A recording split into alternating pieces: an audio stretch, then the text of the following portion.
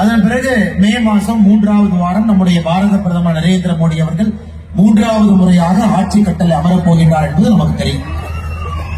அப்படி இருக்கும் பொழுது இந்த மாநாடு 2 விஷயங்களுக்காக நடந்து கொண்டிருக்கிறது. ஒன்று, இந்தியாவில் இருக்கக்கூடிய 543 எம்பியும் கொண்டு வந்து ஒரு சேர் போட்டு மேடையில் உட்கார வச்சு ஒருவர் அதை ஒரு புத்தகமாக எங்களுக்கு கொடுங்கள் என்று கேட்டு வாங்கி 543 எம்பிக்களுக்கு ஒரு மார்க் போட்டு அதிலே முதல் பாராளுமன்ற உறுப்பினராக யார் வந்திருக்கின்றார்கள் என்று கணக்கெடுத்தால் நிச்சயமாக ஐயா பாரிவேந்தர் அவர்கள் பெரம்பலூரில் இருந்து முதல் பாராளுமன்ற உறுப்பினராக அதிலே வந்திருப்பார். அதிலே அவர்களை பற்றி 4 நல்ல விஷயங்களை பேச வேண்டும் என்பதற்காக அண்ணாமலை பேசுகின்றார். இல்லைங்கய்யா, இந்த புத்தகத்தினுடைய தரவுகளை அடிப்படையாக வைத்து நான் பேசிக் கொண்டிருக்கிறேன்.